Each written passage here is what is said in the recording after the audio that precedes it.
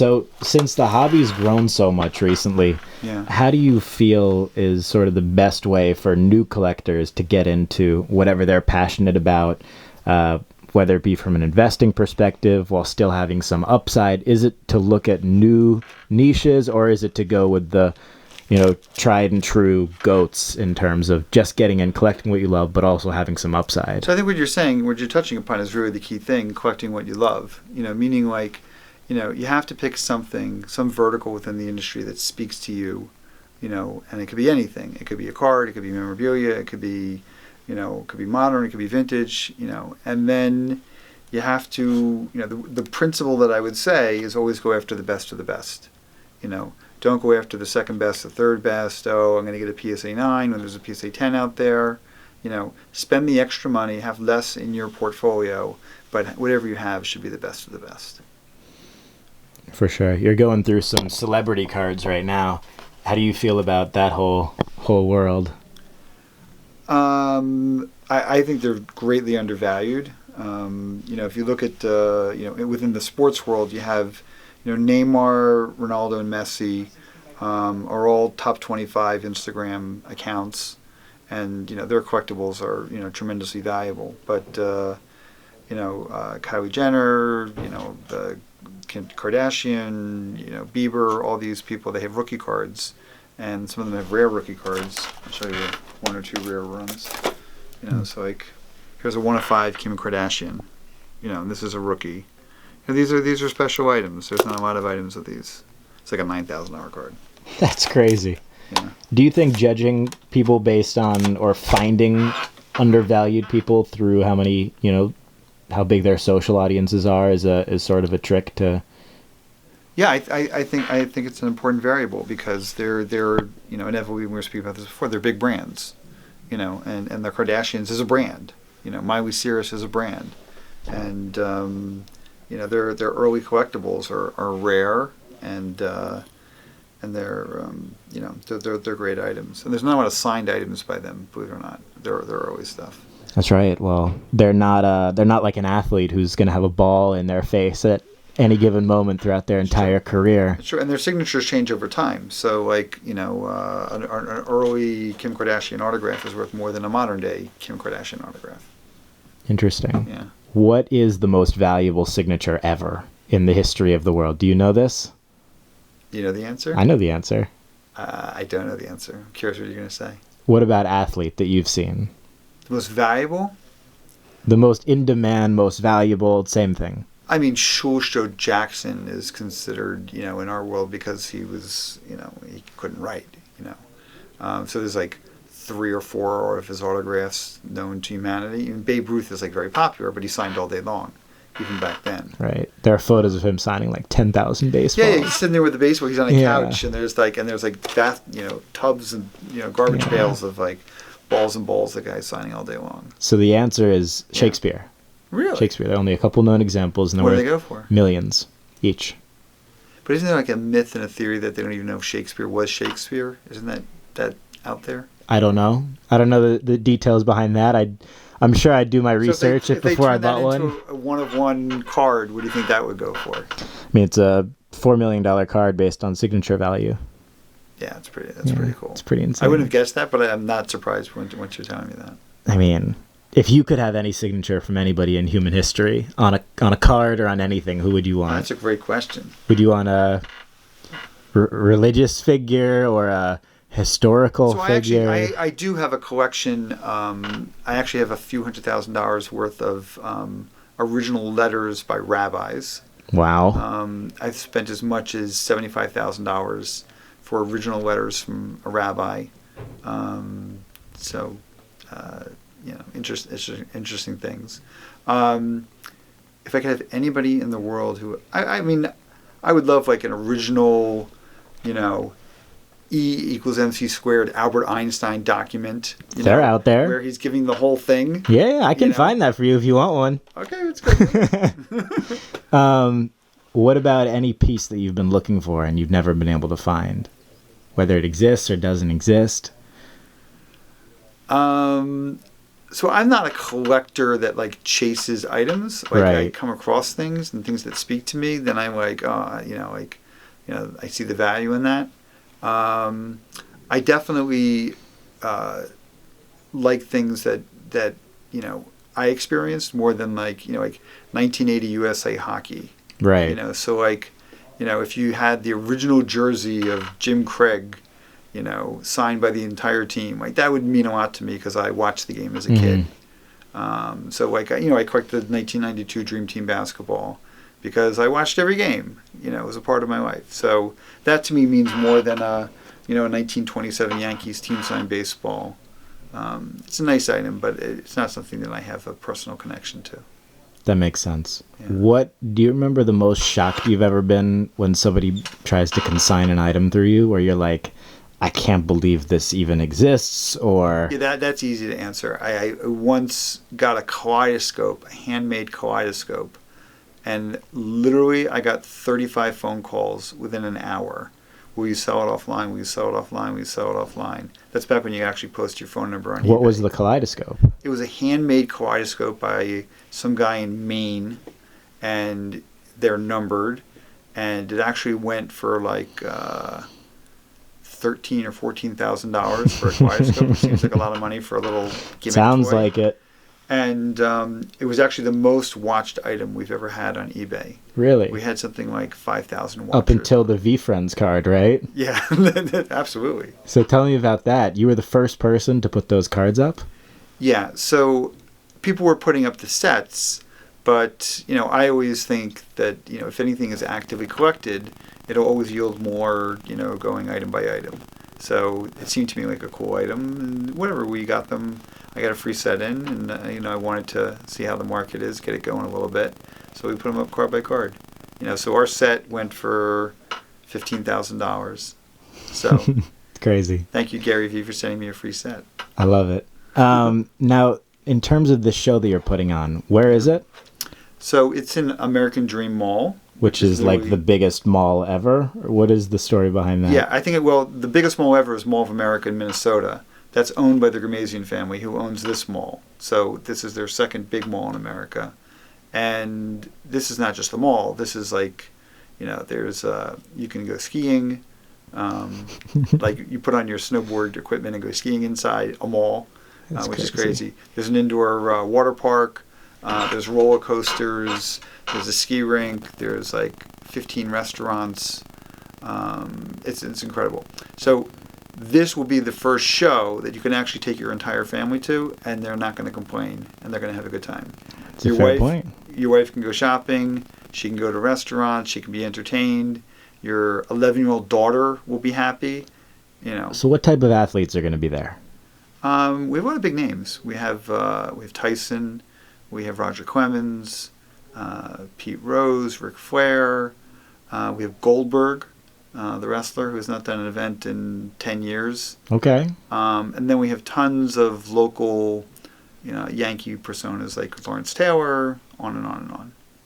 That's super cool. Yeah. What, in terms of getting things signed, what's your best advice for somebody who, is looking at getting an item signed by somebody, but they don't know what to get signed? How do you think somebody should approach it, from figuring out what is something unique to get done, and how would you Well, if you have something personal to you, like a ticket, that you went to a game and you want to get that signed, or a photo, that's fine. But in general, people stick to jerseys and balls.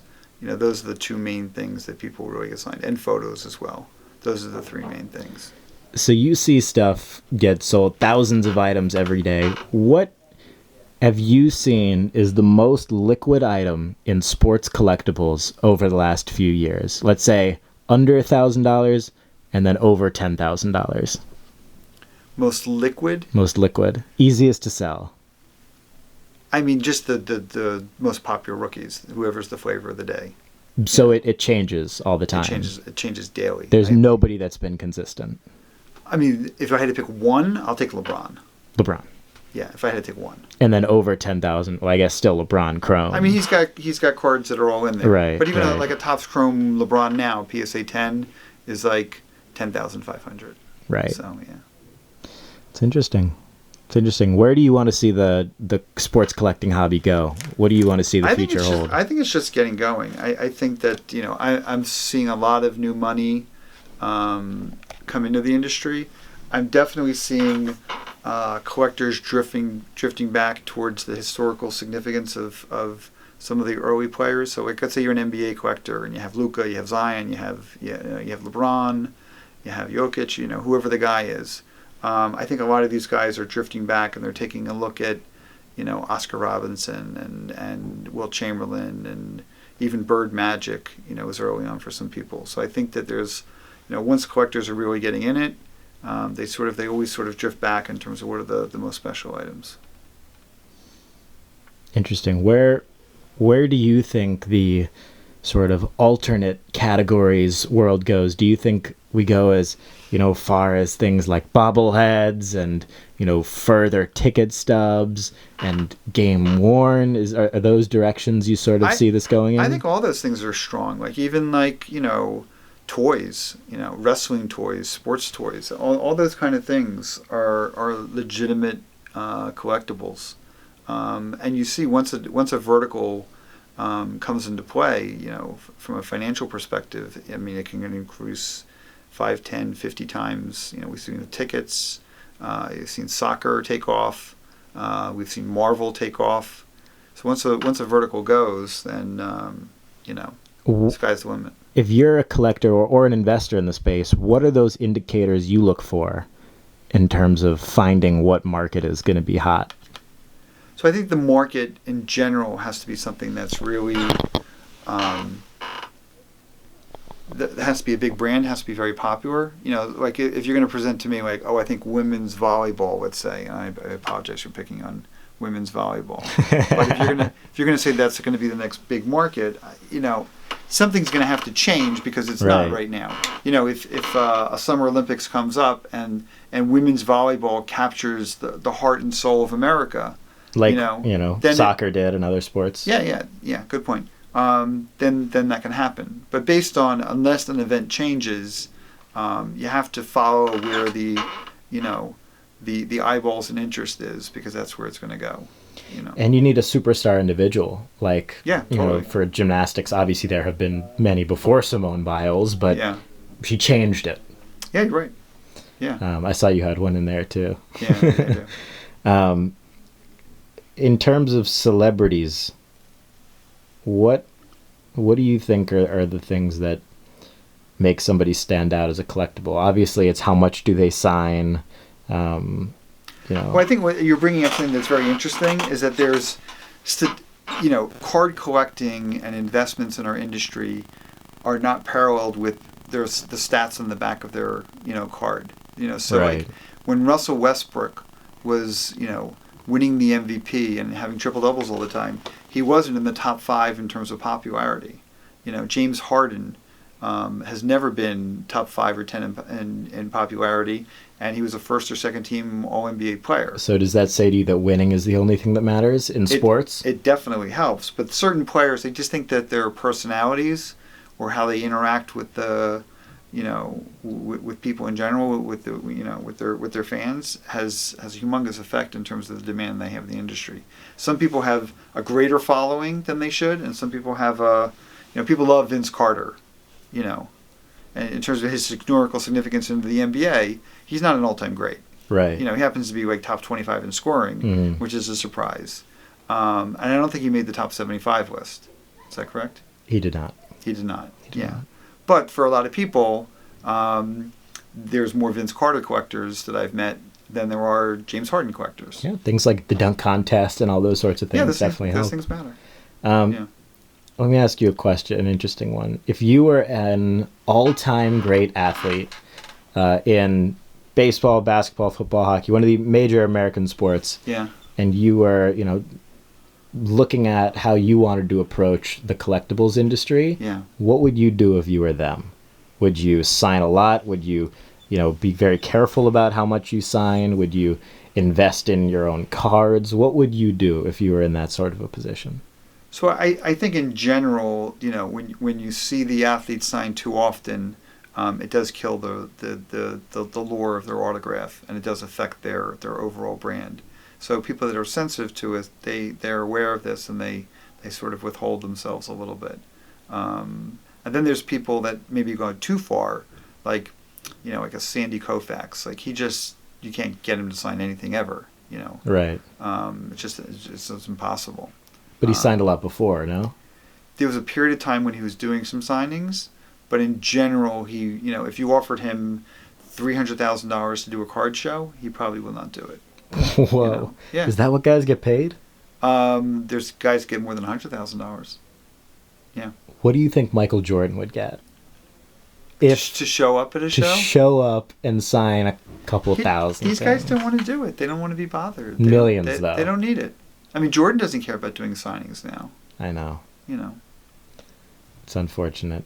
Yeah. Was Ruth getting paid back in the day to sign stuff, or not really? That's a great question. The video of him signing all those baseballs. I mean, maybe it was like a promotional deal. Give him dinner and a few drinks, and he was willing to do it. That's crazy. Talk about how things have changed.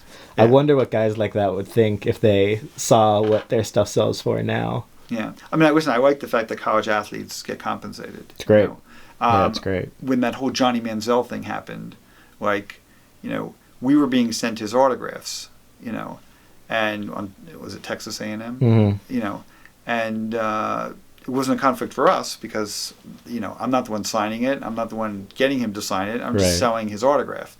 But now at least these guys can do these things. And some of these guys, listen, they get hurt. So it could be their window of opportunity to make a little bit of money. 100%. You were showing me the your Rock, Dwayne "The Rock" Johnson PSA 10 earlier. Yeah. Let's say he runs for president. That card would go crazy beyond through the roof. Yeah. Is that something you like to speculate on? Fun things like that? Yeah, I mean, that's why I bought it. You bought it because you think he could run. I mean, he's. It's good no matter what, and then there's the potential. I saw a video that he did where he gave away a guy a car, and he announced it in a movie theater, and he just did it because the guy was in the military and he did a whole bunch of nice things, and he thought he was a great guy, and he heard about him, and he got in touch with him, and he thought it'd be cool to give this guy a truck, and I'm like, this is a great guy. Yes, he has it on media, and he's getting eyeballs to everybody seeing what kind of a great guy he is. But I think that he has a lot of appeal. Even at the Super Bowl, when he was doing the announcing this year, I just think there's a lot of attraction to him, and I think it has a lot of upside. Amazing. So where can people find out about the show coming up, and when is it? So the show is May 13th, 14th, and 15th. You can go to autographfest.com. Or you can go onto eBay and just keyword search Autograph Fest, and then the whole menu will come up of all the different celebrities that are signing there. Boom. And are you exclusive with eBay for selling? Yeah. What makes eBay so special? For me?